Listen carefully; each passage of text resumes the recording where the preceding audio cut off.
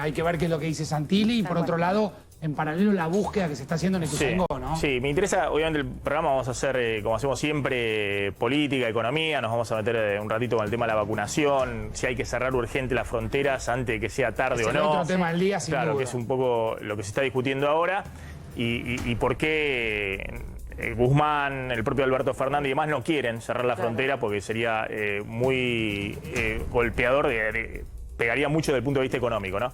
Pero cuénteme un poquito qué está pasando con esta chiquita Maya que ha generado tanta angustia. ¿Cómo es la situación? Bueno, 48 horas sin aparecer. Sí. Ahí hay una advertencia, una denuncia que hace la madre de Paradelo, que se hace 7 horas después aproximadamente de la búsqueda. Y por supuesto pasó mucho tiempo. Se la lleva un hombre, empiezan a aparecer las cámaras de seguridad, las cámaras registran todos los lugares por donde se movió Maya y pasa el tiempo y no aparece. Y el dato, Maxi, es que la investigación empieza en la ciudad de Buenos Aires porque la desaparición se da en la zona de Mataderos Lugano. Pero en Villa Lugano, en la ciudad de Buenos Aires. Exacto, Villa Lugano, ciudad de Buenos Aires. Todo cambia cuando finalmente hay imágenes en donde abordan el tren con la bicicleta en Liniers y bajan en Castelar, ya en el conurbano. Ahí pasa la historia provincia de Buenos Aires, con lo cual también hay una interpretación política, por eso Ciudad habla, por eso Bernie llamativamente apareció hoy en territorio digamos, porteño. Exacto, a pedido de la tía de Maya, que es Gabriela, e inmediatamente después el gobierno de la ciudad, que te va a tocar esto, es la conferencia de prensa de Diego Santilli, porque acá también empiezan, obviamente, las pujas en la investigación. ¿Y esta situación se da en qué contexto, digamos? Porque veo que hay organizaciones sociales que también están cortando en la 9 de julio, reclamando la aparición de Maya. Se da en un contexto de organizaciones sociales que se suman en pedido de la aparición de Maya. En Delepiane todavía sigue cortado, que esto para contarle a la gente porque es una arteria importante que te lleva a la Richeri.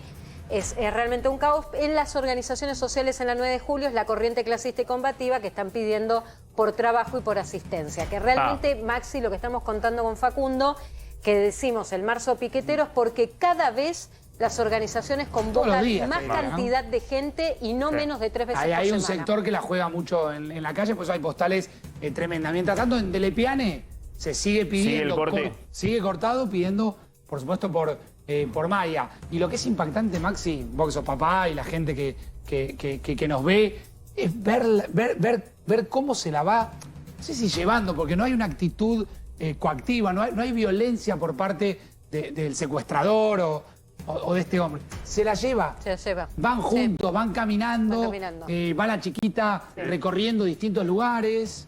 Claro, es impactante. ¿Está identificado este hombre? ¿Se sabe quién es? Sí, pero lo que cuenta Sergio Berni es que si bien tenemos nombre y apellido, puede haber cambiado la identidad. Es decir, la identidad por un DNI, por el tipo de gente que está en situación de calle. Estaba en situación de calle. Sí, el hombre también, al igual que Maya y su mamá Estela. Son personas que están en situación de calle. ¿En qué zona? ¿Ahí en Lugano? En la zona de la Delepiane, ahí en la zona de Mataderos Lugano, donde allí hacen una especie de ranchadas y conviven. Y la madre cuenta que hace casi un mes conoce a este hombre de nombre Carlos, que insistimos con algo que dijo Savans. Ese es por lo menos la identidad y que tenía algunas denuncias vinculadas con... No, aparece otro, y acá viene la complejidad, Maxi, es buena la pregunta, porque aparece otro Carlos Savans, que a su vez es el primo de él, con lo cual la policía se pregunta, ¿se llamará Carlos Savans a quien estamos buscando o no? O no. Estamos hablando de una persona que seguramente es indocumentada, que hay una complejidad social alrededor del caso muy contundente y hablamos de una chiquita de 7 años que no aparece hace 48 horas. Mira, Max, esta es una de las tantas imágenes que son importantes, que son del lunes, calculá, a las 10:30 de la mañana.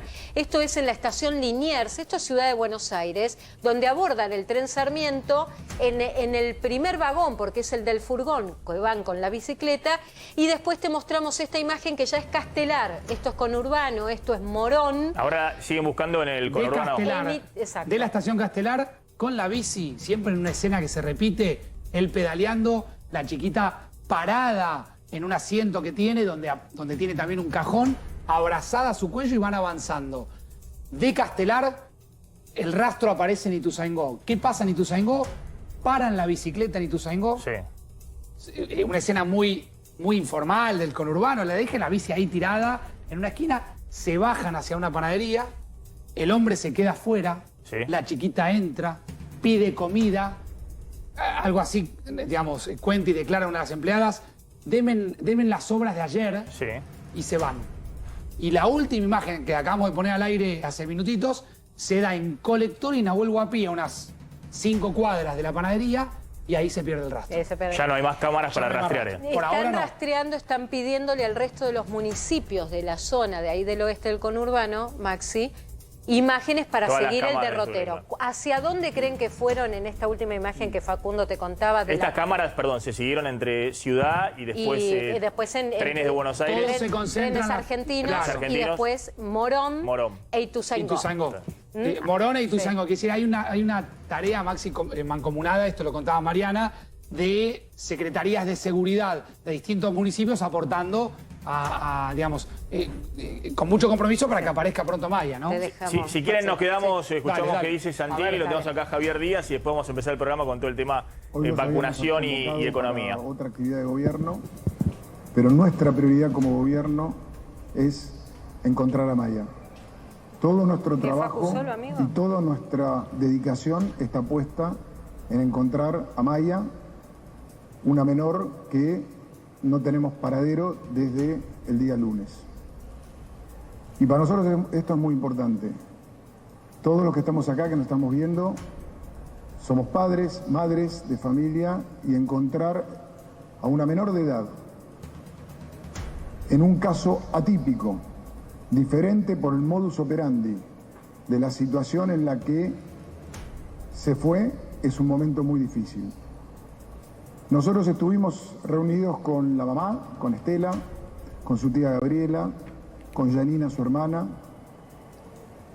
mostrándole todo lo que la autorización nos permite hoy, la justicia, mostrarles el trayecto y el recorrido de lo acontecido a partir del lunes. Con lo cual, nuestra prioridad absoluta de todo el gobierno de la ciudad hoy es encontrar a Maya. El lunes a las 16:20 horas ingresó un llamado al 911. A partir de allí, de ese llamado, se desplegaron todos los mecanismos de seguridad, de despliegue territorial, despliegue de patrullas, todos los sistemas forenses y preventivos que tenemos para el rastreo hacia atrás y hacia adelante de imágenes fueron puestos a disposición, tanto de la justicia que lleva a cargo la investigación, como todo el equipo de la policía de la ciudad. Eso nos ha permitido reconstruir lo sucedido desde la denuncia, desde el hecho hacia la denuncia y hacia adelante. Vuelvo a repetir, lo más importante que tenemos hoy es encontrar a Maya. En tercer estamento, a partir de la reconstrucción de lo acontecido, hemos puesto a trabajar en conjunto las fuerzas de la policía de la provincia de Buenos Aires. He estado en comunicación permanente con Sergio Berni y el jefe de policía, con el jefe de policía de la provincia de Buenos Aires. Y también a partir de la declaración de Estela, la mamá, el día de ayer, con la fiscal de trata, se activó todo el sistema Sofía para encontrar a Maya. Quiero destacar el trabajo en conjunto de la justicia, de las fuerzas federales, de las fuerzas de la provincia de Buenos Aires y de las fuerzas de la policía de la ciudad de Buenos Aires, cuyo único objetivo es encontrar a Maya y seguir el recorrido que ella tuvo en ese momento para poder dar el paradero con la menor. Le voy a pedir a Marcelo que explique todo el operativo desde el minuto 1 que sucedió el llamado y cómo pudimos reconstruir las imágenes hacia las 9 de la mañana, y también quiero que lo podamos ver en imágenes que hemos sido autorizados por la justicia para poder mostrarlas, porque hoy es el momento de que todos los que nos están viendo, al ver estas imágenes, puedan ayudar en esta etapa de la investigación a dar con el paradero de Maya, y pedirles nuevamente que nos llamen o al 911 o al 134, que es el sistema Sofía, o al 911 para poder avanzar con la investigación.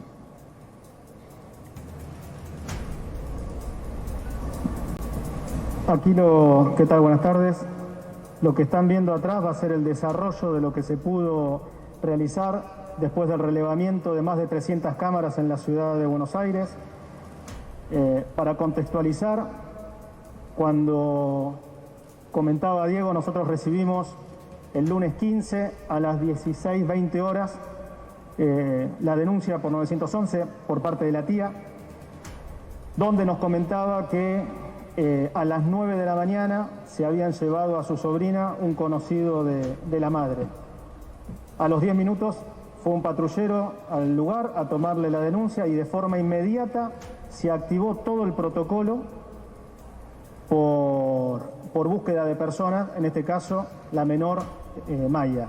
De forma inmediata empezaron a trabajar del Centro de Monitoreo Urbano, donde detectan que se van juntos con la bicicleta, como lo pueden ver aquí atrás al video, todo el recorrido que realizan hasta llegar a la avenida Rivadavia, donde ingresan en la estación Liniers y se determina que 9:53 de la mañana se suben al tren con destino a la zona oeste de la provincia de Buenos Aires.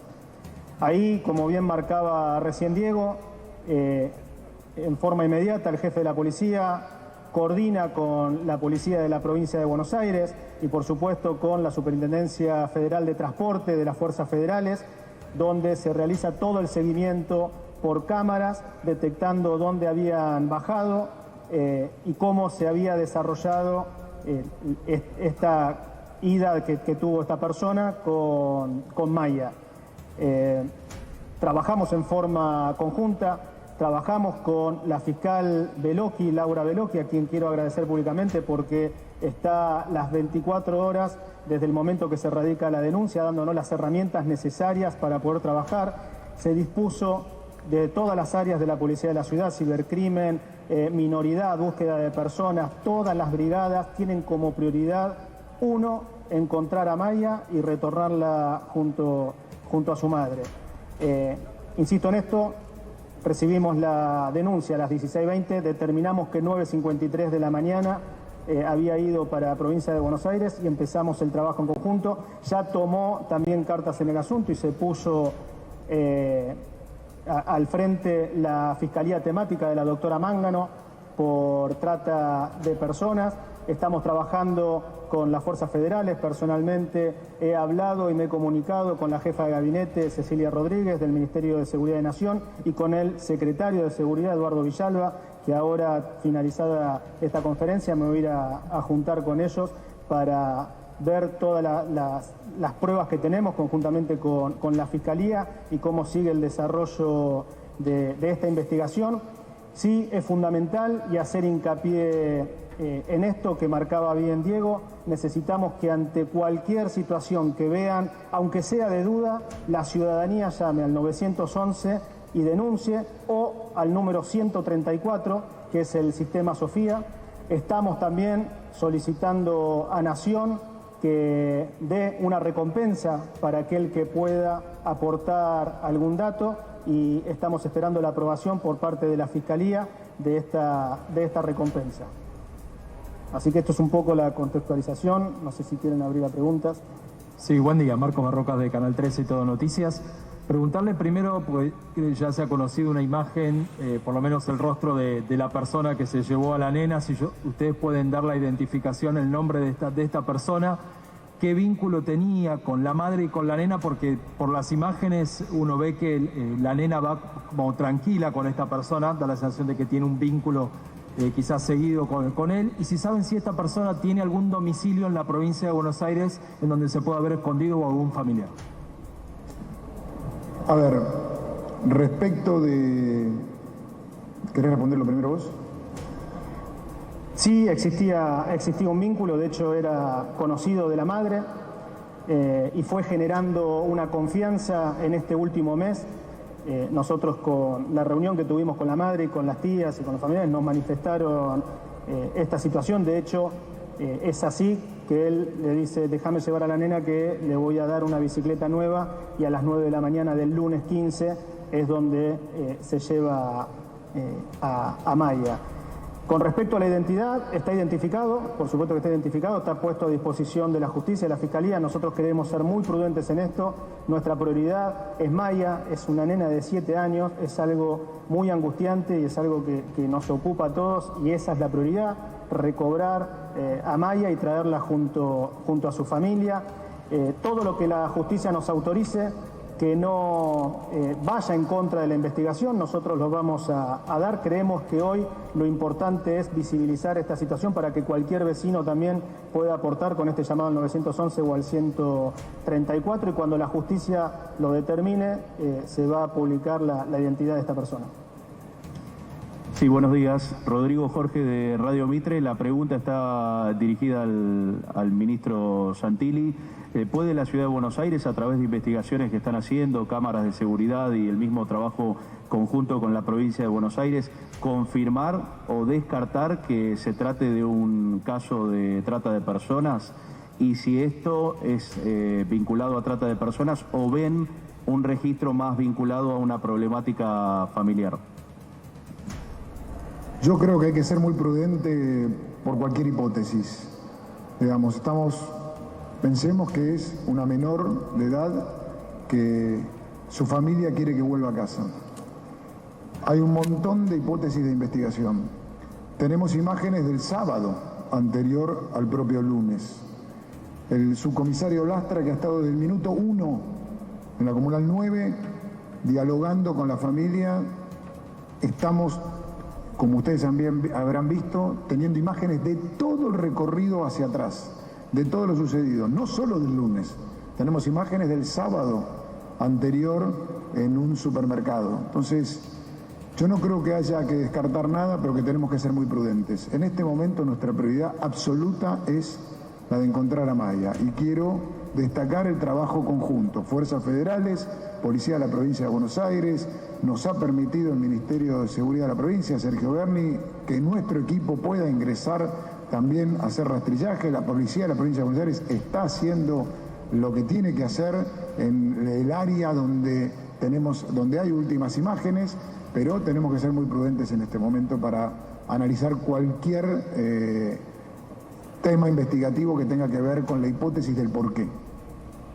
¿Cómo está? Para el vicejefe Santilli, Emanuel Herrera de AM750, ¿cuál es la respuesta del gobierno de la ciudad frente a otra faceta de este problema que tiene que ver con la situación de vulnerabilidad en la que se encontraba Maya y su mamá? Vivían abajo de un puente. ¿Cuál es la respuesta frente a esa situación? ¿Y cuándo han tomado contacto desde el gobierno porteño con la familia, dado que hoy a la mañana decían que no se habían comunicado todavía? Primero, para nosotros es un eje prioritario en la Ciudad de Buenos Aires. El Buenos Aires Presente, el 108, es una herramienta de trabajo de todos los días que busca integrar, incluir y trabajar sobre los más necesitados, sobre las personas que más necesitan. Ustedes habrán visto cómo el jefe de gobierno y todo su equipo, durante estos 4 años que pasaron, hemos desplegado una tarea de inversión e integración en toda la ciudad, en los barrios más vulnerables de la Ciudad de Buenos Aires, en los lugares más complicados. Hemos hecho un trabajo de vivienda como nunca en la historia de la Ciudad de Buenos Aires había pasado.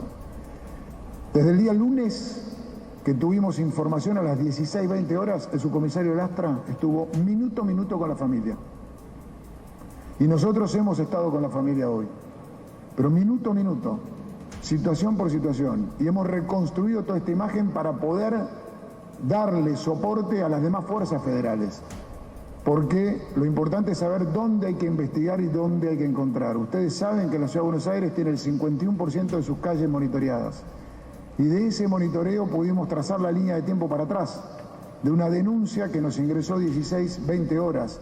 Entonces, poder detectar que 9:53 tomó el tren, poder detectar un montón de imágenes, poder ir hacia atrás y ver que el sábado había estado en otro lugar con esta persona. Entonces, ser respetuoso de la investigación y máxima prioridad, búsqueda de Maya y que aparezca Maya.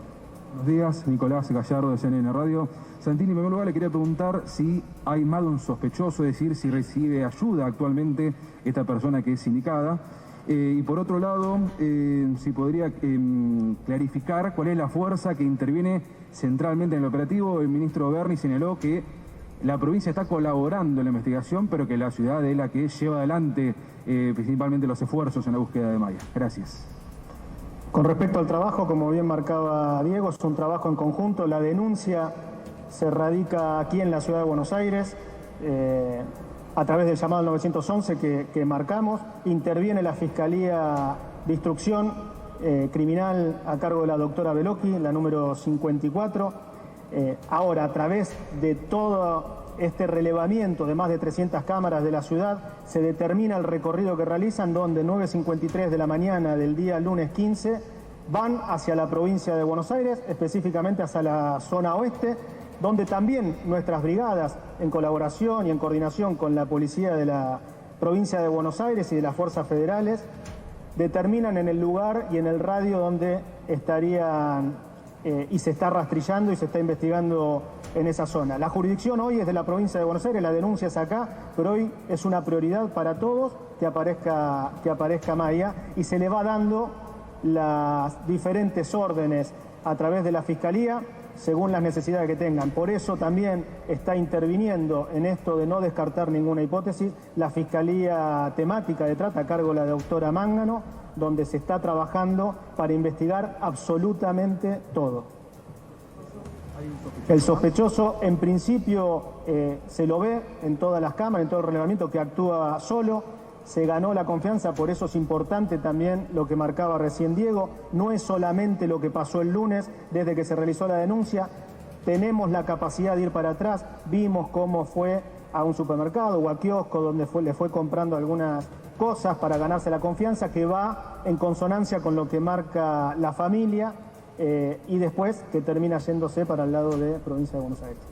¿Qué tal? Buenas tardes, funcionarios, ministro, vicejefe Diego Santilli. En principio la consulta tiene que ver, las familiares y los vecinos están cortando la autopista desde ayer, si hubo alguna intención de acercarse para que esta medida la revean. Y seguridad, y segundo lugar, la reunión que van a tener el ministro D'Alessandro con la gente de Seguridad de Nación, ¿qué expectativas llevan hacia allí? Muchas gracias. Lo primero decirles es, entendamos la angustia y el dolor de una madre, de una tía, de una familia, de una hermana. Hoy estuvimos con Janina, con Gabriela, con Estela. Entendamos la situación de cada una de las personas. Entendámonos nosotros como papás y mamás, donde tu hijo no está.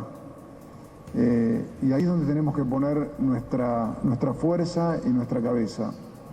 Segundo, pedirle ayuda al que nos está viendo, porque estas imágenes que hemos tenido autorización por parte de la fiscal de poder mostrar, es porque en esta etapa de la investigación necesitamos que nos ayuden en la zona oeste donde esté, si alguien tiene alguna información, y que nos llame al 911 o al 134. Segundo, decirles que están desplegadas todas las fuerzas. La policía de la provincia de Buenos Aires, máxima actitud, la policía de la ciudad, el diálogo constante con el ministro Berni, a la noche, a la mañana, todo el tiempo, cuyo único objetivo con las fuerzas federales, que me olvido, trabajo en conjunto, es encontrar a Maya. Y ese es nuestro norte y nuestro trabajo cotidiano. Eso es lo que tenemos que hacer y eso es lo que estamos haciendo. Hemos podido reconstruir, que es importante, el recorrido, que es muy importante para saber dónde focalizar mejor nuestro trabajo. Eso nos ayuda, pero a partir de ahí, ahora hay que encontrar a Maya. Gracias. Muchas gracias. ¿Perdón?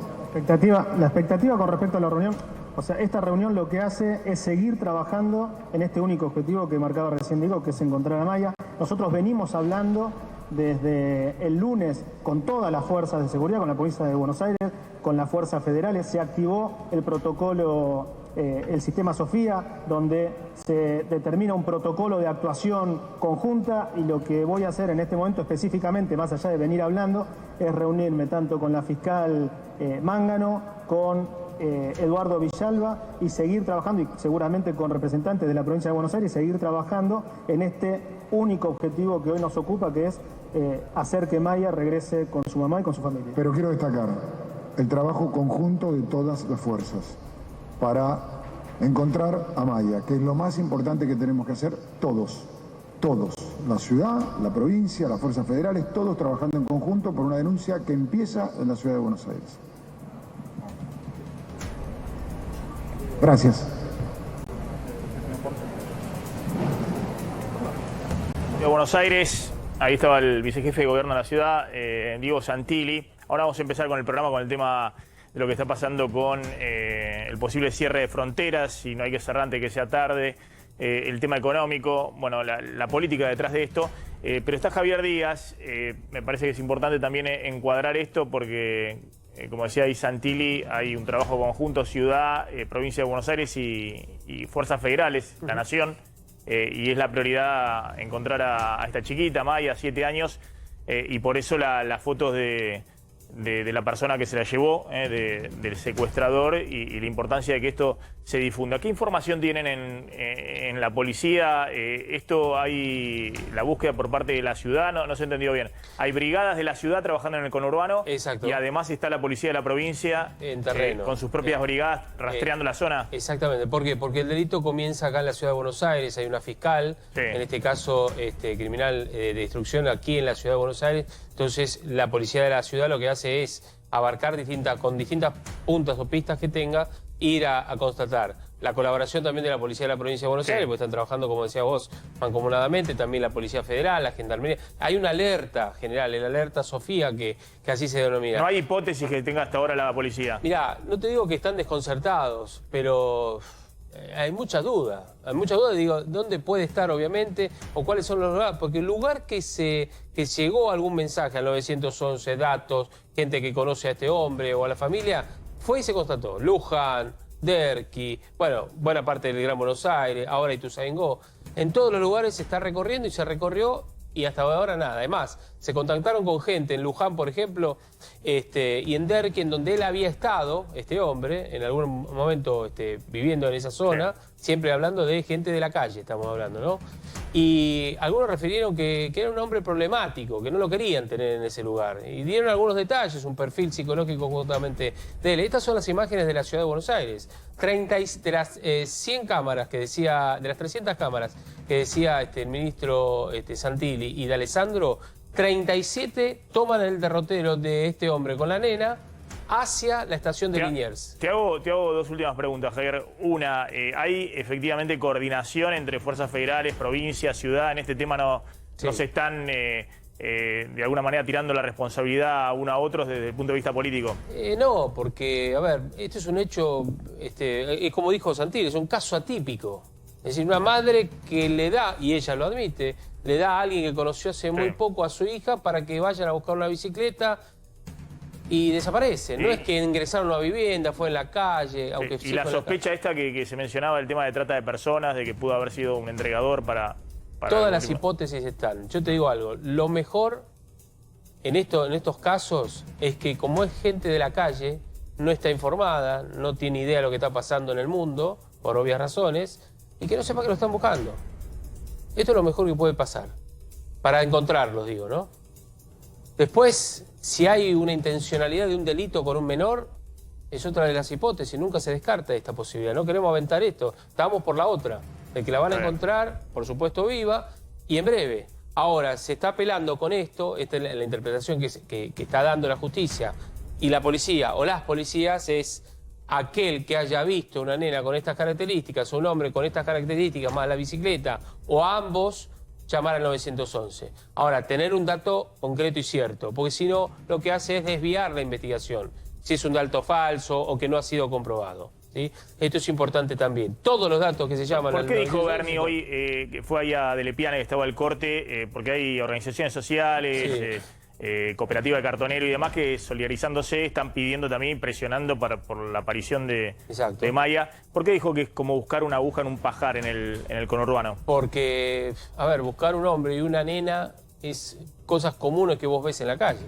Ahora, con estas características... Ahora, si está en la vía pública y si está en situación de calle pública, y todo el mundo está alertado y demás, supuestamente...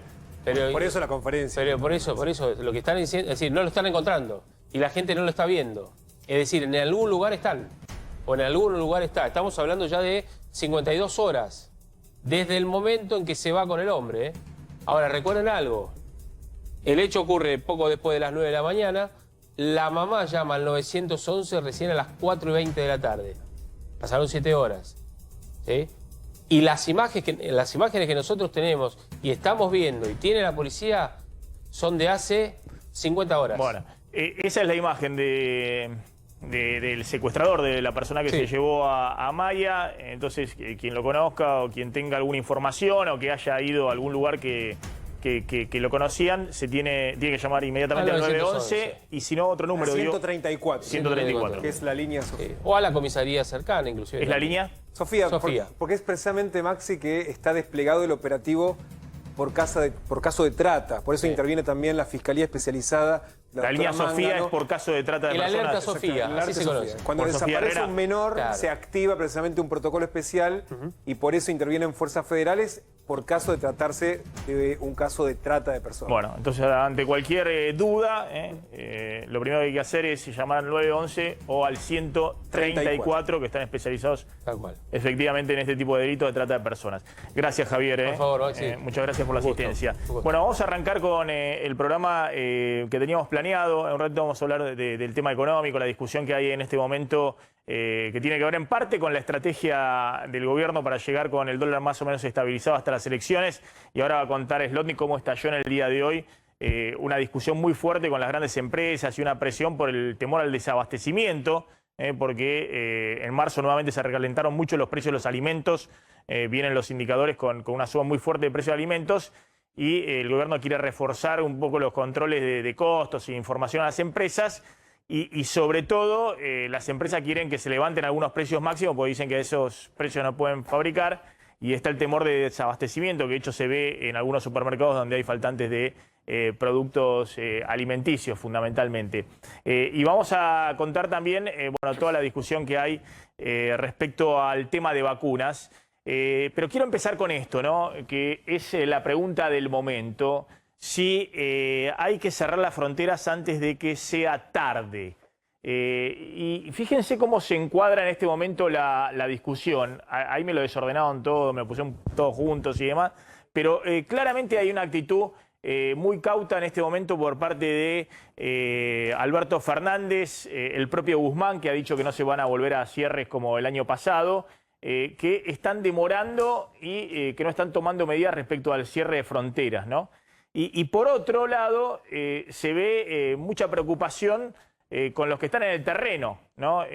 Se ve preocupación en la provincia de Buenos Aires con Kicillof, que su ministro Goyán viene advirtiendo el tema de lo que está pasando en Ezeiza, que entran con certificado de PCR trucho y está enviando señales de que hay que cerrar cuanto antes la llegada de argentinos de Brasil, y otros destinos con nueva cepa, y la preocupación también por todo el tráfico comercial que hay fundamentalmente con Brasil. Y lo mismo ha dicho el hombre fuerte en salud de Larreta, Fernán Quiroz, que ha dicho directamente como mensaje a los que van al exterior, no es momento para salir del país, enviando una señal de que están muy preocupados, por lo que están avisorando de la llegada de la segunda ola de contagios. La segunda ola está muy cerca, no podemos anticipar cuándo vendrá, pero estamos viendo un aumento leve, pero paulatino de casos, ha dicho Quiroz, y ha dicho esto de que no es momento para salir del país, básicamente porque no solamente está el problema de los argentinos que vuelven con el contagio, sino el ingreso a la Argentina de nueva cepa, sobre todo la brasileña, que puede propagar más rápidamente los contagios. Pero hay una discusión muy fuerte, insisto, con este tema. Guzmán ha dicho, lo ha dicho incluso públicamente, que no hay margen para cerrar la economía como se hizo el año pasado. Cerrar las fronteras implica también un impacto económico grande, no solamente desde el punto de vista de los flujos comerciales, sino también como señal a toda la actividad económica. Entre otras cosas porque si se le llega a caer de nuevo la recaudación porque cerraste actividades económicas y tenés que aumentar el gasto de asistencia a los sectores que cerraste y se dispara el déficit fiscal de nuevo y la emisión monetaria, es muy difícil llegar a las elecciones sin un nuevo desorden macro, es decir, sin una nueva crisis cambiaria y demás. Pero fíjense lo que está pasando con estos números respecto a si hay dudas respecto a si llega o no la segunda ola. Los números son muy impactantes porque muestran que no es que si hay duda de si llega o no llega la segunda ola, sino cuándo va a llegar y cuál va a ser la magnitud. Estos son los gráficos que siempre usamos del contador Martín Barrionuevo, que muestran los contagios. Esta fue la primera ola de contagios. La línea amarilla es la ciudad de Buenos Aires. La línea azul es el Gran Buenos Aires, el primer cordón. Y la línea naranja es el segundo cordón. Fíjense lo que fue la primera ola de casos, con un salto muy importante. Después la baja de casos. Esto algunos lo llamaban la segunda ola, pero fue el efecto fin de año, fiesta de fin de año, que disparó nuevamente los casos en Ciudad y Gran Buenos Aires. Después la baja, y esto es lo que estamos viendo, no sé si se ve claramente, la línea va para arriba en Ciudad de Buenos Aires, que es el primer lugar donde siempre suben los contagios, y después con cierto rezago temporal empieza a subir en el Gran Buenos Aires, provincia de Buenos Aires, resto del país. Así es como una especie de onda en el agua que se va generando cada vez que recrudecen los contagios. Y esto tiene que ver, entre otras cosas, porque la ciudad de Buenos Aires es el puerto de ingreso del virus. Es el lugar donde ingresa fundamentalmente el virus, en este caso el temor de que ingresen las nuevas cepas.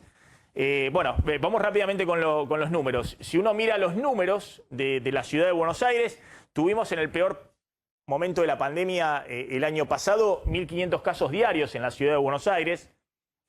Ese fue el pico en el peor momento del año pasado.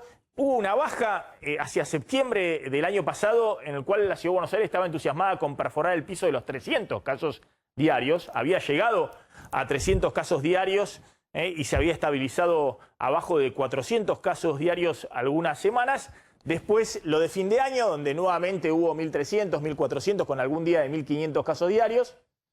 Y fíjense lo que está pasando ahora. Después de la nueva baja, está esta segunda ola, donde en el día de ayer hubo 900 casos diarios casi en la ciudad de Buenos Aires. Pero este es el promedio últimos 7 días, está en 856 casos diarios. Hubo algunos días de más de 1.000 casos en la ciudad de Buenos Aires la semana pasada, pero el promedio está casi en 900 casos diarios en la ciudad de Buenos Aires. Es decir, que no se está muy lejos, y esto es en 2 o 3 semanas, digamos, no es que es lenta la progresión. En algún momento se te dispara, y la preocupación es que se te dispare con la nueva cepa brasileña. Ahora vamos a hablar de cuáles son las cepas que están dando vuelta en el mundo y cuáles se han detectado que están ya acá en la Argentina, con algunos casos importados que se está estudiando si han tenido ya algún tipo de propagación. Y como les decía, esto empieza siempre en la ciudad de Buenos Aires porque es la forma, digamos, de ingresar el virus, y después se va esparciendo en el resto del país. Es decir, siempre la curva para la suba y para la baja, primero lidera Ciudad de Buenos Aires y después en el resto del país. Cuando baja, lo mismo. Primero baja en la Ciudad de Buenos Aires y después más lentamente termina bajando en el resto del país. Bueno, en la Ciudad de Buenos Aires, en la provincia de Buenos Aires, esto es provincia de Buenos Aires, hubo hasta 6.500, algún día 7.500 casos diarios en el peor momento el año pasado. En septiembre lo mismo, desfasado 2 o 3 semanas con la Ciudad de Buenos Aires, ocurrió lo mismo, bajó. 2 semanas, 3 semanas después bajaron los casos acá en la provincia de Buenos Aires hasta casi 2.100 casos diarios. Había la esperanza de perforar el piso de los 2.000 casos diarios en la provincia de Buenos Aires. El fin de año, que disparó de nuevo arriba de 5.000 casos diarios en la provincia de Buenos Aires. La baja en el verano, y la pregunta si no hay riesgo de que estemos entrando en la segunda ola. Viene rezagado respecto a Ciudad. En Ciudad se ve más claramente ya la suba nuevamente de los casos. Acá está más atenuado, pero estamos prácticamente en 3.000 casos diarios promedio la última semana, con algunos picos. Creo que ayer fueron 3.700 casos, 3.760 casos diarios en la provincia de Buenos Aires. Que atención, porque esto es muy rápido y empieza a escalar, y si escala, la pregunta es, bueno, ¿qué se hace? ¿Qué se hace con la economía? ¿Qué se hace con el sistema de salud? y si hay algún margen para volver a cerrar o no la economía. Por eso algunos se están alertando diciendo, anticípense, cierren la frontera, a ver si se puede frenar el ingreso de nuevas cepas y obviamente si se puede evitar tener que en algún momento aplicar restricciones acá dentro del país a la actividad económica. Bueno, esto es por provincia. De nuevo, los dos casos que están hoy con mayor cantidad de las dos provincias, jurisdicciones, son provincia de Buenos Aires. Ayer 3.760 casos. Ciudad de Buenos Aires, que ayer tuvo 967 casos, casi 1.000 casos en la Ciudad de Buenos Aires. Pero lo otro que les quería mostrar, vamos rápidamente con las placas, es esto, ¿no? Distribución de vacunas. Venimos con un problema básico, que es la falta de vacunas en términos de la población que hay que vacunar. La Ciudad de Buenos Aires ha recibido 11,6% de las vacunas disponibles, de que se han distribuido, perdón, 11,6% en relación a las vacunas que se han distribuido, que es un poquito más de su población, pero es un poco menos de la cantidad de mayores de 60 años y de personal de salud en relación a todo tal país que tiene la Ciudad de Buenos Aires, pero más o menos están todas en línea. Fíjense los porcentajes de vacunación. Ahí dice, creo que 8,5% del total vacunado en el país está en la Ciudad de Buenos Aires. Bueno, en general, más o menos los porcentajes están respetados en lo que se ha entregado y lo que se ha vacunado. Es decir, que el ritmo puede ser que junto con La Pampa la ciudad esté un poquito más veloz en la vacunación en relación a lo que recibió, pero todos más o menos vienen por ese lado. Lo que les quería mostrar es lo poquito que se ha vacunado de los grupos sectarios que hay que proteger, de los grupos de riesgo que hay que proteger en todo el país. En todo el país. Y esto es el problema básico que hoy está enfrentando el gobierno nacional, que es que no está dando certidumbre ni está mostrando dónde están las vacunas y cuándo van a llegar efectivamente las vacunas para poder continuar con una campaña de vacunación que empezó a tomar ritmo en ciudad y en provincia de Buenos Aires y también en otras provincias. Y cuando empezó a tomar ritmo, te encontraste con que se acaba este fin de semana, como dicen en ciudad y también lo dicen en el gobierno de Kicillof, se acaba la disponibilidad de vacunas para seguir a este ritmo, para estar vacunando a 150.000 personas diarias en total país. No hay vacuna, pues si diste este ritmo, el fin de semana se acabó. Entonces ya hay que después reprogramar, esperar, no se puede asignar turnos hasta que, o se puede asignar turnos, pero no vas a tener la vacuna hasta que lleguen los nuevos cargamentos. Ahora a contar, Glans, qué pasa con las vacunas. Bueno, hasta ahora se han vacunado 2.600.000 personas. Seguimos con los gráficos de Barrio Nuevo, muy interesante. 2.600.000 personas efectivamente vacunadas. Puede ser que ahora en este momento esté un poquito más porque se va actualizando minuto a minuto, pero es el 5,8% de la población objetivo, ¿no? De la población, de la población objetivo, ¿no? De la población objetivo que vos estás buscando vacunar. En el caso de la salud, bueno, ahí hay 1.226.000 personas vacunadas.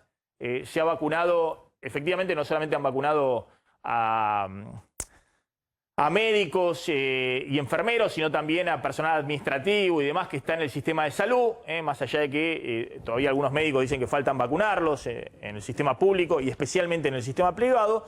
Pero lo que le quería mostrar, se ha vacunado muy poquito a menores de 60 años con factores de riesgo, diabetes y otros factores de riesgo. Estamos hablando solamente 3% de la población objetivo, de los que hay, de los 5 millones de personas que hay en estas condiciones, se ha vacunado solo el 3%, pero la mayor preocupación, se ha vacunado a los docentes, el 25% de los docentes están vacunados, es decir, 1 de cada 4 se ha logrado vacunar, pero el problema básico es que mira todo el mundo esto, ¿cuánto vacunaste de los mayores de 60 años, que es el grupo de riesgo principal que tenés acá y en todo el mundo? Porque 8 o más de 8 de cada 10 fallecidos en la Argentina y en el mundo son mayores de 60 años. Y bueno, y vacunaste solamente al 10%, ¿no? Al 10% de... Sí, son dosis aplicadas, Maxi, lo que no significa que haya el 10%. No, está bien, está bien. Porque eso incluye que son todas las dosis, primera y segunda juntas. Eso significa que es el 10% de las dosis, pero... Está bien, pero digo con una dosis, por lo menos con una dosis le aplicaste al 10% de tu población objetivo. Menos, es menos. Porque ahí están sumadas la primera y la segunda, en la cantidad de dosis. O sea, es menos cantidad de 10, es menos de 10%. Claro, con la primera dosis le aplicaste... Claro, porque algunos tienen la dosis y otras... Bueno, está bien. Es decir, unas 800.000 personas y acá tenés... claro, es menos, porque tenés 7 millones de personas que tenés que vacunar. 7 millones y medio de personas que hay que vacunar y vos usaste casi 800.000 dosis entre primera y segunda. Y este es un problema grande porque muestra que si te agarra una segunda ola con la nueva cepa, como quieran llamarle y demás, no es que tenés protegido la posibilidad de que de nuevo no... lo que está pasando en Brasil, de nuevo no haya un impacto enorme sobre el sistema de salud, porque la gente que tiene mucha probabilidad de hacer casos graves, mayores de 60 años, y la cobertura por ahora es muy chiquita en términos de vacunación. Está el doctor Jorge Hefner, que obviamente es experto y es el que conoce estos temas, inmunólogo, investigador del CONICET. Gracias, doctor, por atendernos.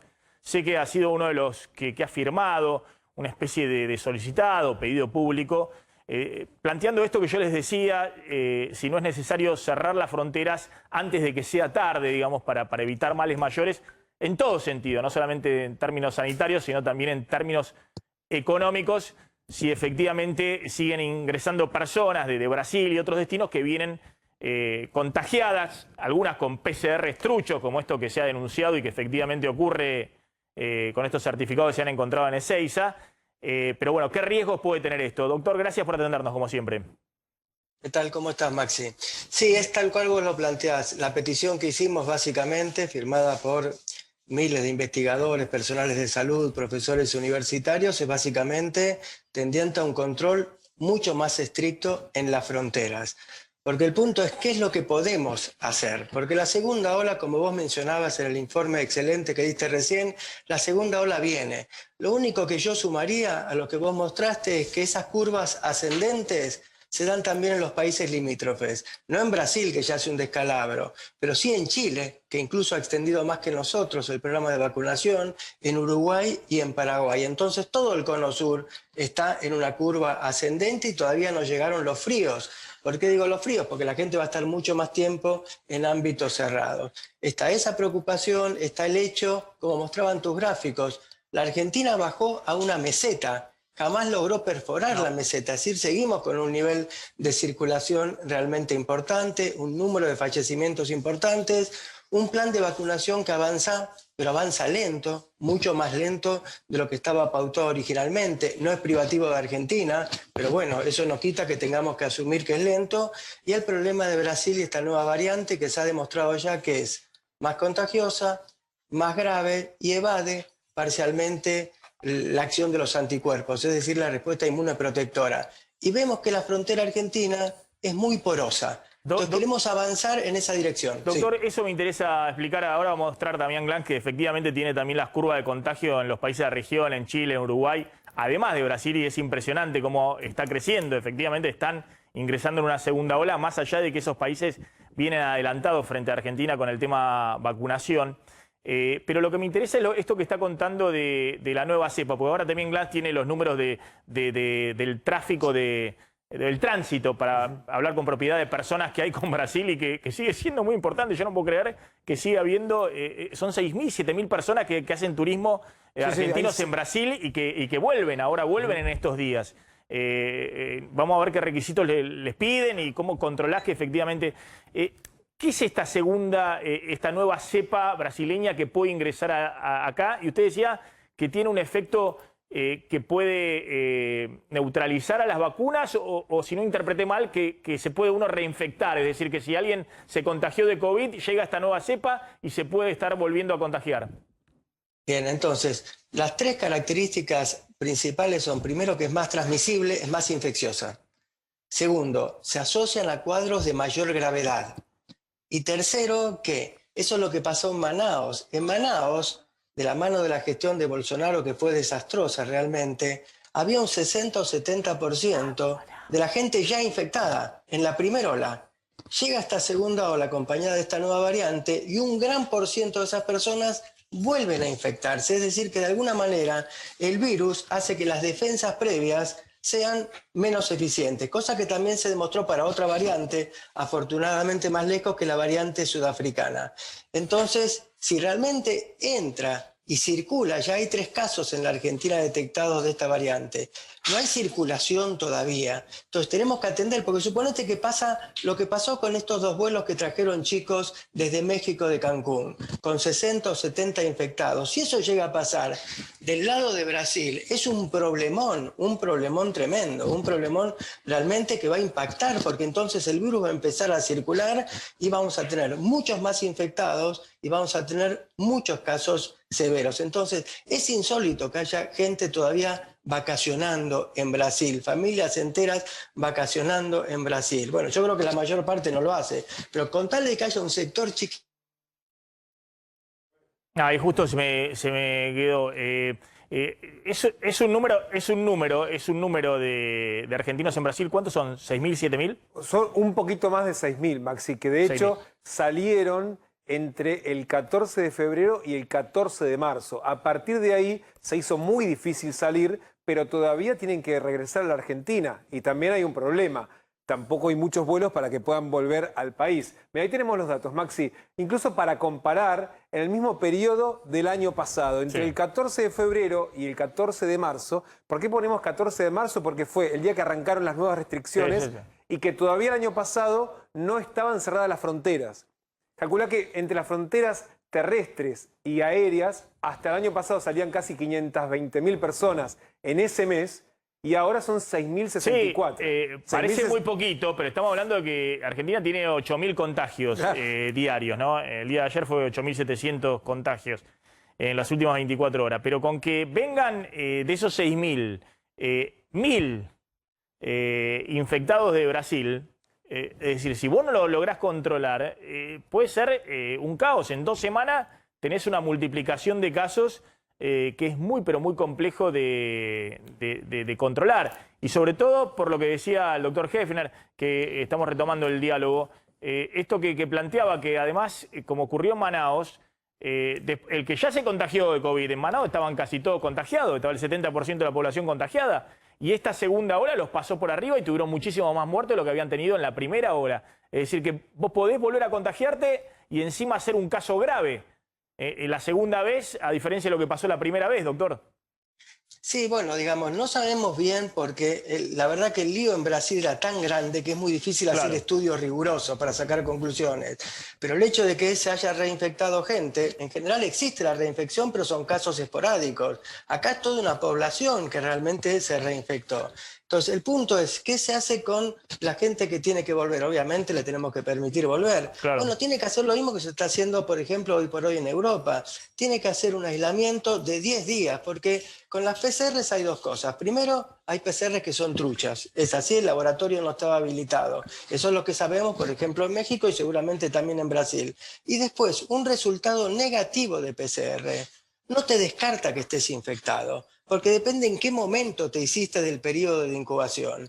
Entonces, ¿qué se impone? Bueno, con la gente que reingresa al país, que haga un aislamiento, pero que sea un aislamiento, que se articule en medidas para que sea real. Doctor, voy a contar la experiencia de un amigo que vive en Singapur y que vino a la Argentina y viaja permanentemente por negocios a Estados Unidos y demás.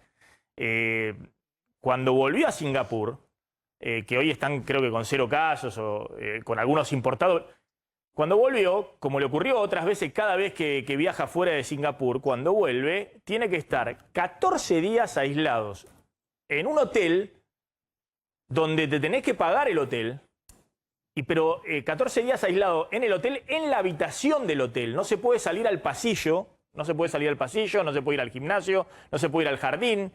Te acercan la comida en una bandejita de avión, vos te tenés que asear la habitación, cambiar la sábana. Vos estás 14 días encerrado en la habitación del hotel y recién ahí te dan el pase, todo controlado obviamente por app y por sistemas muy rigurosos, y recién vos podés volver a tu casa. Es decir, ese es el costo de salir de Singapur y de volver a Singapur, que es uno de los países modelos en el manejo de la pandemia. Bueno, acá estamos hablando de 6.000 personas que tienen que volver. Obviamente no estaban advertidas de esto, no sé, habrá que ver cómo se maneja. Pero lo que estamos hablando, lo que ustedes están pidiendo, doctor, en todo caso, es que de ahora en más no salga más gente a hacer turismo al exterior. Que se cierre la frontera para eso. Ya está cerrada la frontera para el turismo receptivo. Que se cierre la frontera para los que de ahora en más tengan que viajar al exterior por turismo. Sí, bueno, y si hay alguna medida excepcional con alguna actividad que sea impostergable a juzgar por el gobierno, por los provinciales o por el nacional, que se dé un permiso particular y que se controle esa actividad. Es decir, no podemos seguir teniendo una frontera porosa básicamente con el entorno y particularmente con Brasil. En ese sentido es lo que planteamos la inquietud. Estamos entrando o vamos a entrar seguramente en una segunda ola, y si esa segunda ola tiene el condimento de la variante P1 circulando, va a ser mucho, mucho más difícil la contención y vamos a pagar un precio mucho más caro en vidas humanas, indudablemente. Lo que yo quiero resaltar es que usted decía, no me vengan con el PCR 72 horas antes de embarcar y me lo muestran en Ezeiza. Bien a punto, la pandemia va a ser un desastre también en lo económico porque vamos a tener, es decir, ¿qué pasaría si mañana en vez de estar en 12.000, estamos en 18.000, en 20.000, en 22.000 casos? Tenemos que volver a cerrar, como lo está haciendo Europa ahora. Digamos, lo que vos planteás en Singapur es tal cual, lo mismo está haciendo Reino Unido. Vos si tenés visa para ingresar al Reino Unido, tenés que pagarte un hotel por 14 días.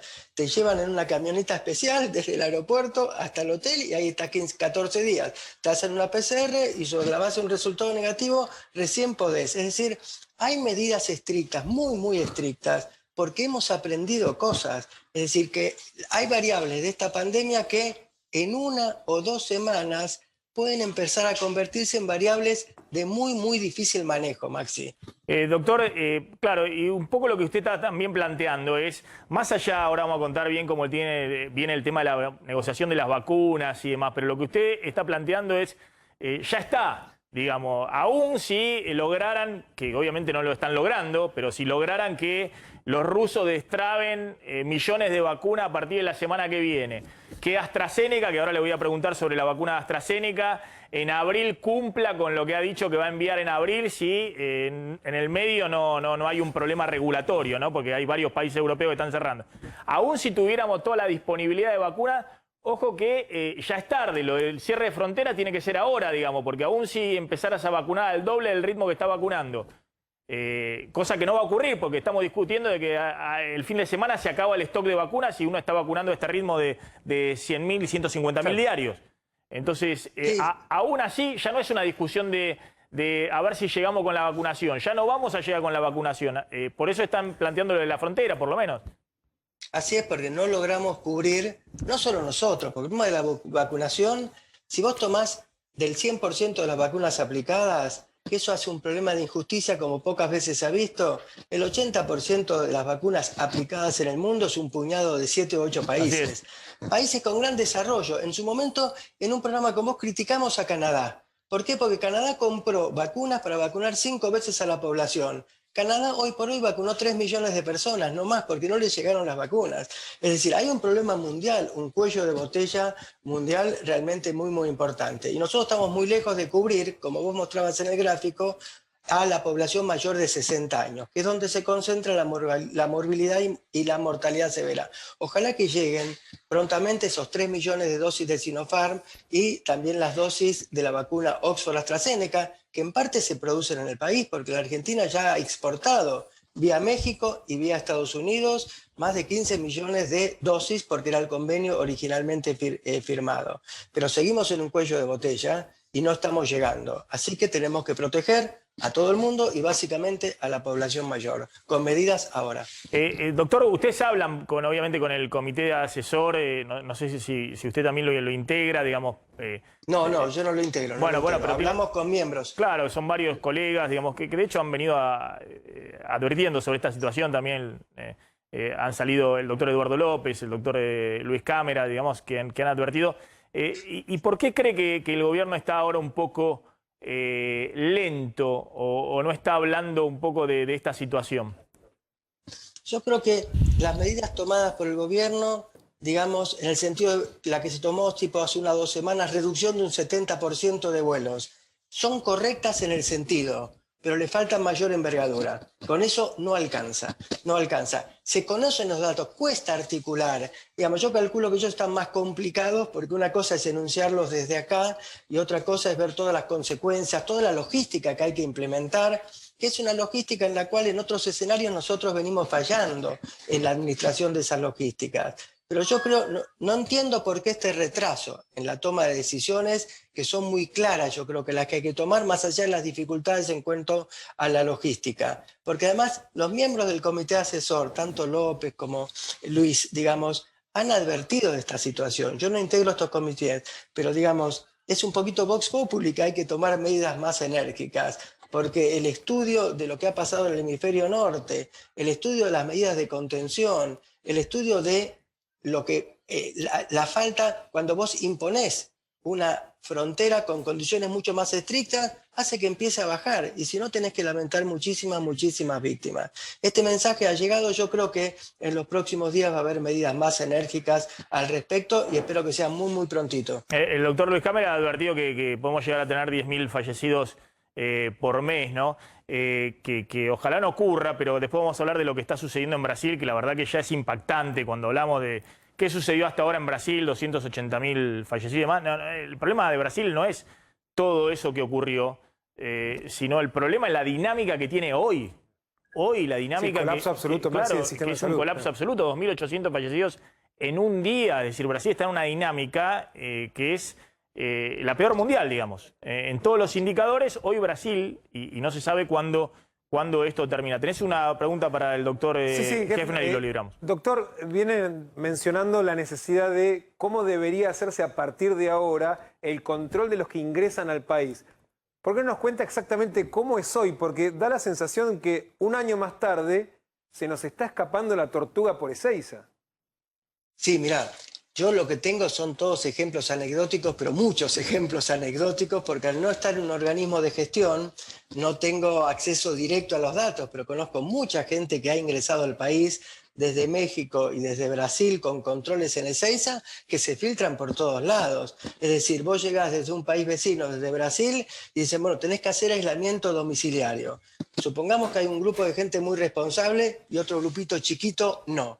¿Quién controla ese aislamiento? ¿Puede ser realmente aislamiento domiciliario o tiene que ser el aislamiento, obviamente con todas las condiciones de comodidad, en un ámbito público? ¿Quién controla las PCR? Bueno, y además, la gente que ingresa del exterior tiene que tener un control médico, más si son personas mayores, porque a veces las personas van bien, y en 48 horas realmente evolucionan en forma dramática. Entonces es muy porosa en todas. Creo que las recomendaciones genéricas son bien, pero hay que particularizar ese tipo de cosas y cubrir también el comportamiento de aquellas personas que no sean responsables.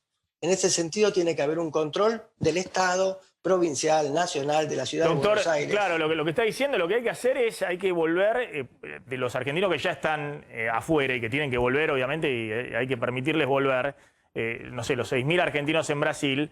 Después hay que hacer como hizo en un momento la ciudad de Buenos Aires, que vayan a un hotel. Bueno, no estaba previsto este gasto, lo afrontará la Ciudad de Buenos Aires o la provincia de Buenos Aires, en un hotel donde se controla, que esto se hizo en su momento en la ciudad y en la provincia también, o solo en la ciudad. Sí, también. En la provincia también. Sí. Y tienen que estar esos días. Ahora, en adelante, el que tiene que viajar la semana que viene, yo sé que me van a putear en todos los colores, porque mucha gente está además con el tema de que no es que sacó el pasaje ahora, sino que el pasaje lo sacó hace 1 año y se lo vienen reprogramando y necesitan salir.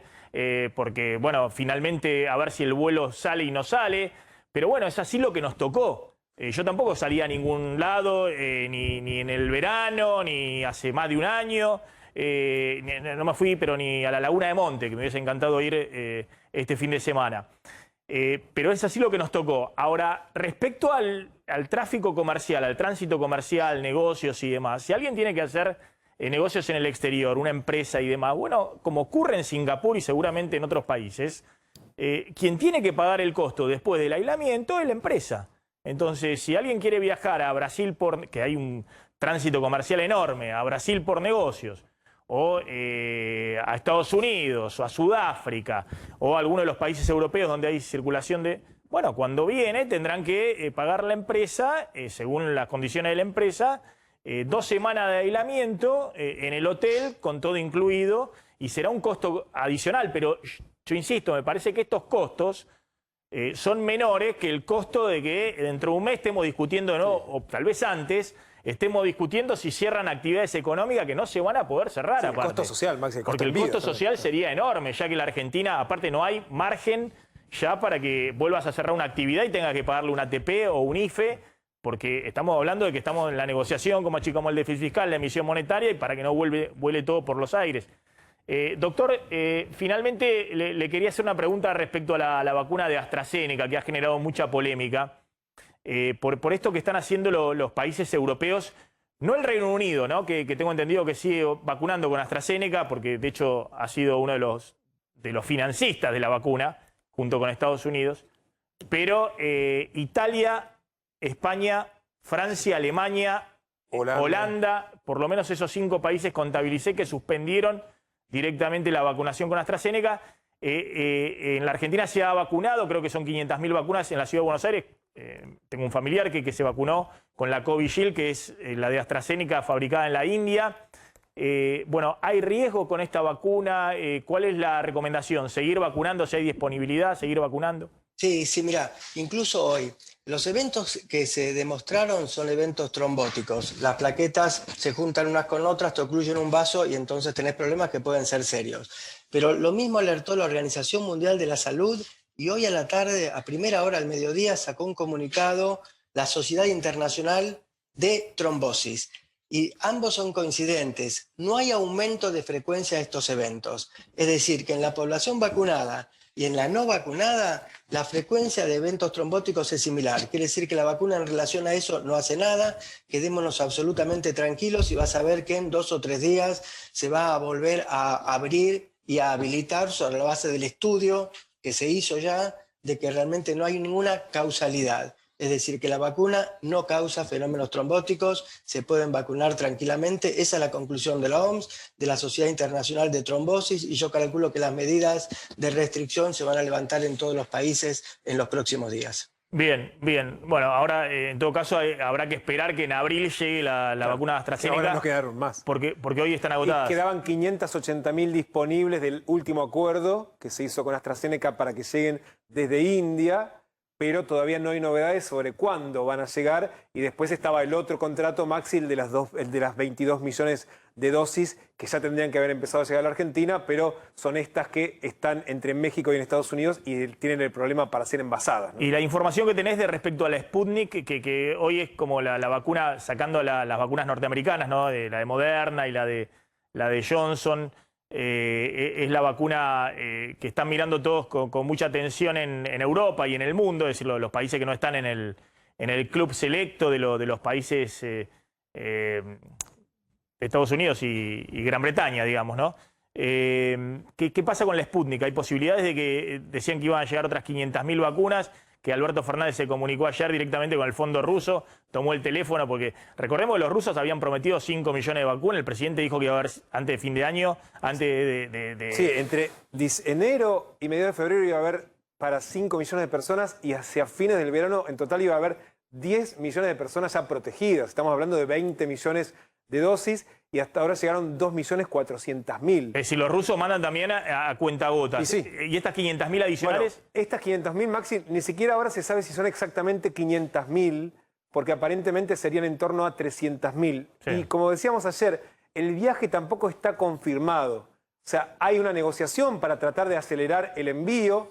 Es muy probable que salga en las próximas horas ese vuelo, pero todavía no está confirmado. De hecho, venimos desde temprano a la mañana hablando con Aerolíneas Argentinas, preguntando si ya está la hoja de ruta, es decir, a qué hora sale, exactamente por dónde va, hasta Moscú, y dicen no está, lo vamos a anunciar cuando esté confirmado. Todavía no está, y de vuelta, se hablaba anoche, información que salía de Casa Rosada, de que podían ser 500.000 dosis, durante el día eso cambió, no son 500.000, no pueden asegurar cuántas van a ser.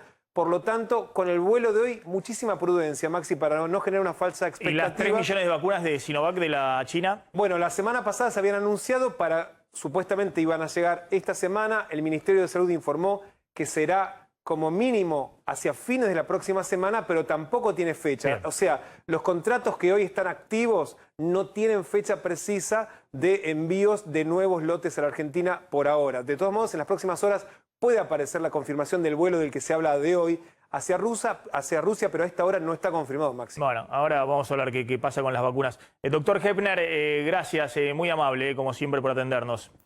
No, y esperemos gracias que se escuche este pedido, esta solicitud, digamos, porque la verdad que en este caso parece lo que explican, parece muy atendible.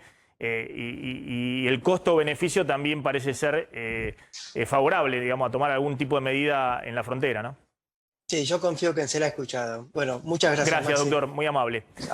Bueno, ya vamos a seguir con el tema, porque atención que tenemos más información, pero contame, Zlotnik, hay mucha preocupación con la suba de precios.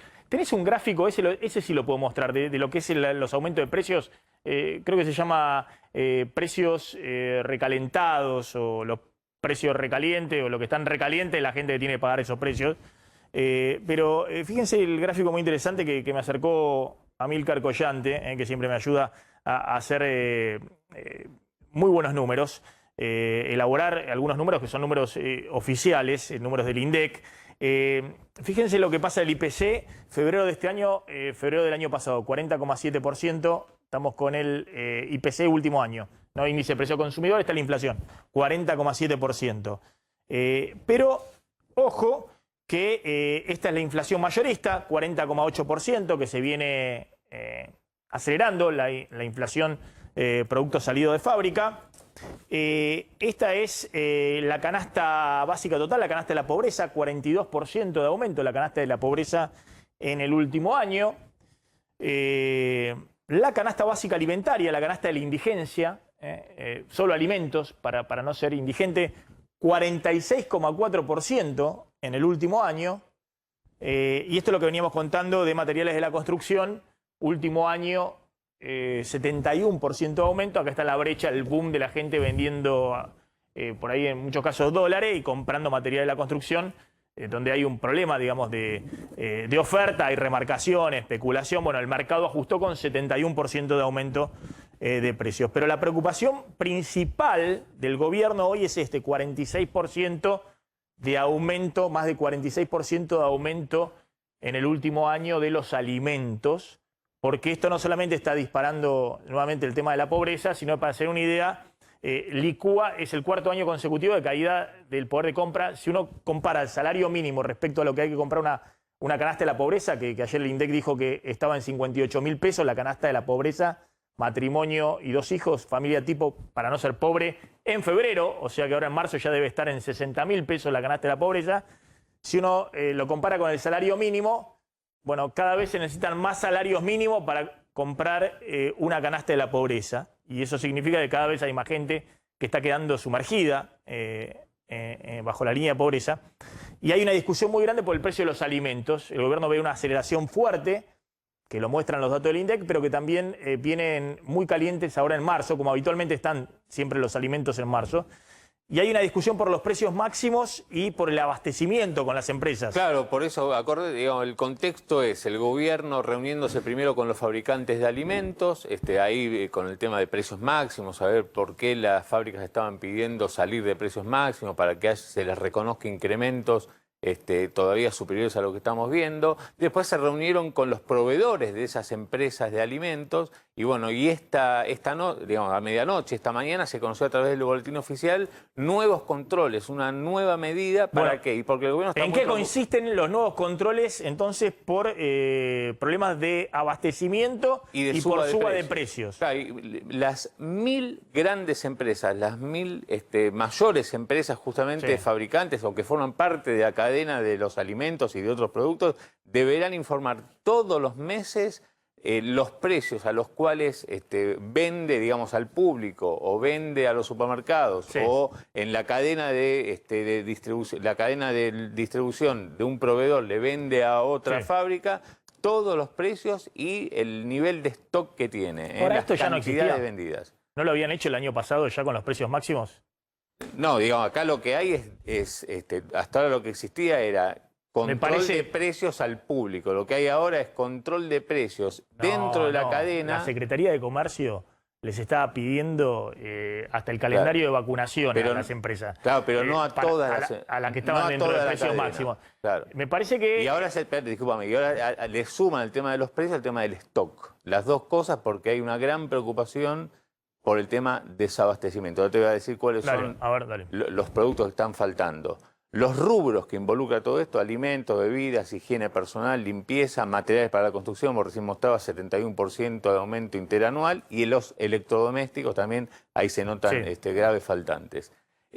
Los objetivos, justamente, hacer un seguimiento de las distintas partes de la cadena. Esta es la gran diferencia con todas las medidas anteriores, que involucran a todas las empresas, digamos, agarran un sector de la alimentación, desde el proveedor hasta la empresa fabricante que llega a los supermercados, pero las 1000 más grandes. Y digamos, lo que dice la medida es generar una alerta temprana por si falta stock. Bueno, ahí justamente meterse. No hablan de meter multas. Está bien. A ver, lo que me parece es lo siguiente, muchachos. Hay un problema muy delicado de estos niveles de inflación, que son niveles similares a anteriores devaluaciones, con la diferencia que hasta ahora no devaluaste. Es decir, que el tipo de cambio oficial lo tenés controlado. Y estás controlando como podés la brecha. Y el gobierno quiere, lo dijo Guzmán el otro día, lo vamos a explicar bien mañana si tenemos más tiempo, quiere desacelerar la suba del tipo de cambio oficial para tratar de frenar la aceleración inflacionaria y llegar a las elecciones como llegan todos los gobiernos a las elecciones, que con el dólar oficial atrasado respecto a los precios, para que la gente pueda recomponer un poquito de poder de compra y mejorar las chances y la alternativa de, obviamente, el oficialismo en las elecciones. Todo eso vos lo podés lograr si anclás las expectativas de que no va a haber una devaluación mayor después de las elecciones, y sobre todo si controlás la brecha cambiaria. Y todo eso lo podés hacer si tratás de emitir menos, porque achicás el déficit fiscal, y tratás de frenar los 2 billones de pesos de emisión monetaria del año pasado, en el marco de una negociación con el fondo. Por eso Guzmán quiere mantener viva la llamita de que va a haber un acuerdo con el fondo y que no se va a patear como quiere un sector del gobierno para después de las elecciones. Ahora, dicho esto, acá empezamos ya con el show típico de las señales que hay que dar para Cristina, para el Instituto Patria y demás, ¿no? En la Secretaría de Comercio y demás. La Secretaría de Comercio hace rato que viene pidiendo a las empresas todo tipo de información, ¿no? Que obviamente no sirve para acabar con la inflación, porque si fuera así, pero ¿para qué lo tenemos a Guzmán? Lo resolvemos con Culfas y con la Secretaría de Comercio y chau, lo resolvemos así. Y no, ¿para qué tenemos a Guzmán dando vuelta, hablando con el FMI y demás?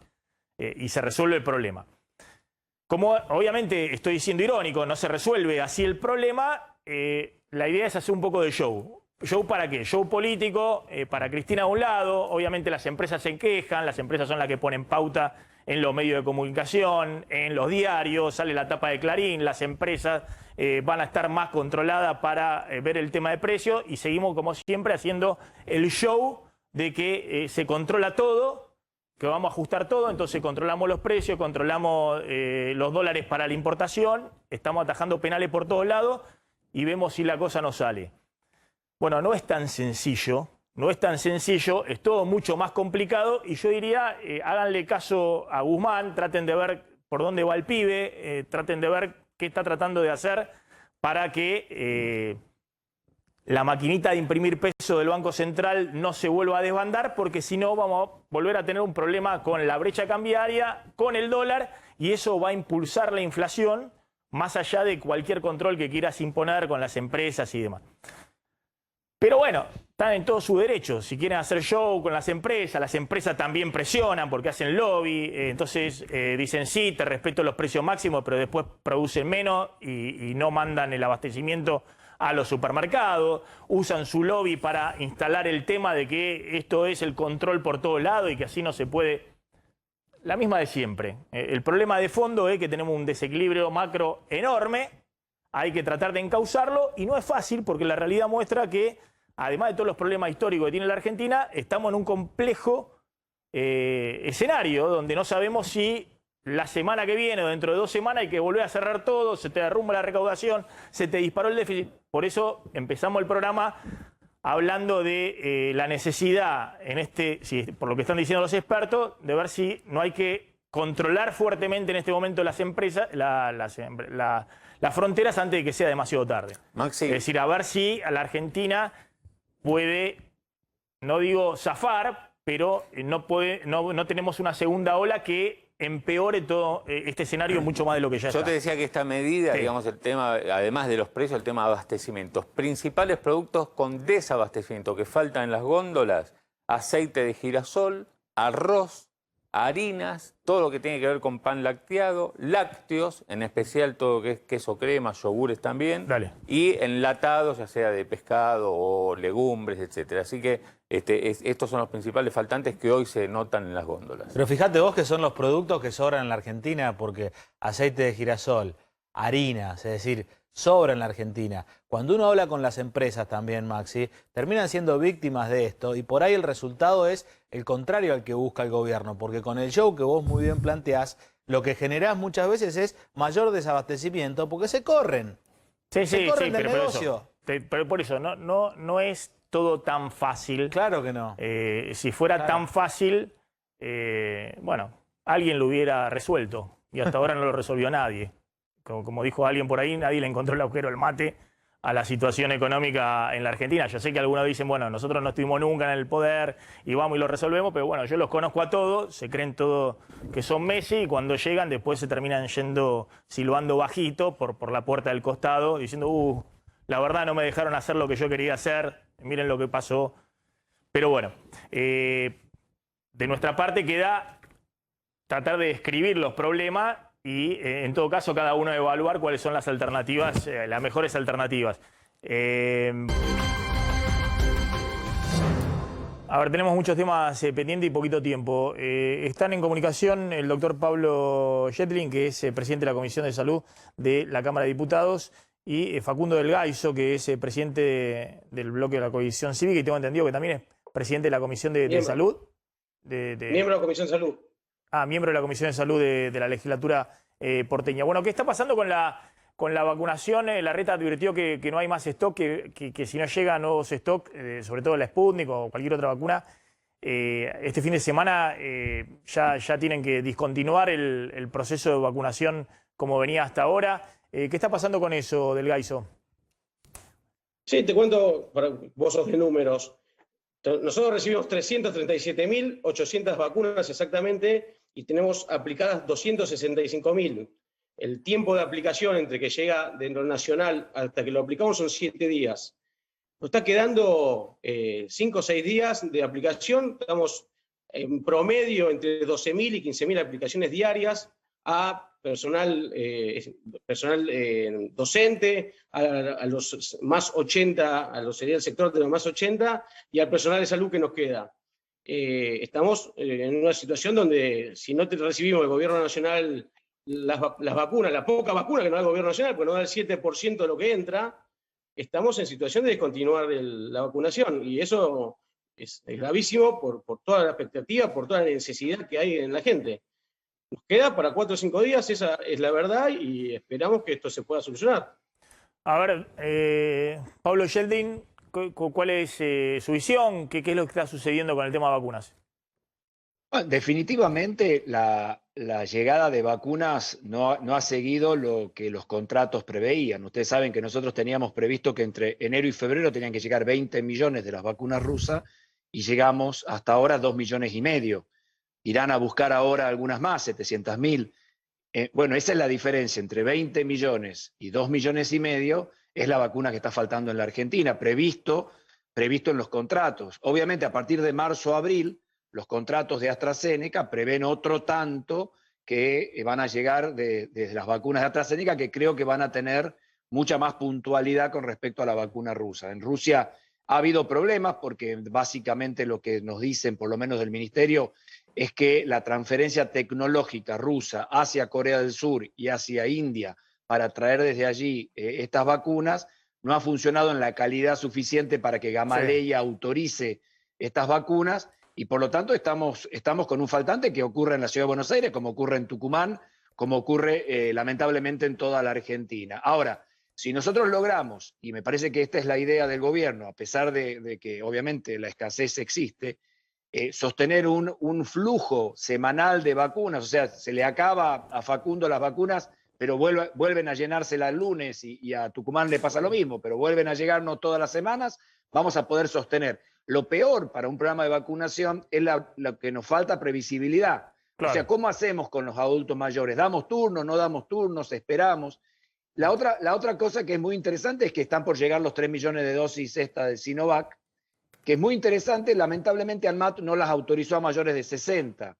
Una vacuna que es prácticamente igual, que es la que se está poniendo en Chile, la Sinopharm y la Sinovac son primas hermanas, está autorizada para mayores de 60. En la medida que esta vacuna se autorice a mayores de 60 y sea segura y efectiva para ellos por ANMAT, entonces podremos tener ahí este uso, digamos, de estas vacunas en los que más nos preocupan, que son los mayores de edad. Y sí, esa es la clave, ¿no? Decíamos que solo el 10% de los mayores de 60 se han vacunado, digamos, y son más de 8 de cada 10 fallecidos y viene la segunda ola, ¿no?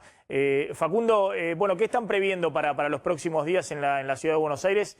Teniendo en cuenta que en la ciudad encima se ha podido vacunar mayores de 80 nada más, ¿no? Yo conozco mucha gente mayor de 70 que no han habilitado todavía mayores de 70 siquiera. Para que tengas una idea también de números, la población de mayor 80 en la ciudad de Buenos Aires son 204.000. Lo que hizo muy bien la ciudad es no vender, no sobrevender, ni hacer prescripciones para que después se manejen de forma arbitraria como se manejó en la provincia de Buenos Aires. Hay tantas vacunas, hay tantos turnos. Cuando se acaban las vacunas, vos quedás registrado, entra vacuna, te da turno. Para que des una idea, los más 80, nosotros ya vacunamos 60.000. Ahora lo que seguramente va a suceder es que aumentemos a que una parte de lo que va de 75 a 79 se puede incorporar a eso. Pero si no tenés vacunas, vos no podés dar turnos, vos vas a permitir que se registre a alguien de 78 años, pero no le vas a poder dar el turno porque no va a estar la vacuna física. Lo que no hacemos es mentir. Porque es más fácil, si no, decir, hagamos una prescripción, metamos a todos dentro, a todos prescriptos. Y después, cuando venga la vacuna, te digo. Y vos tenés angustia de que la verdad, lo que dice el doctor sobre la vacuna china es real y es muy necesario.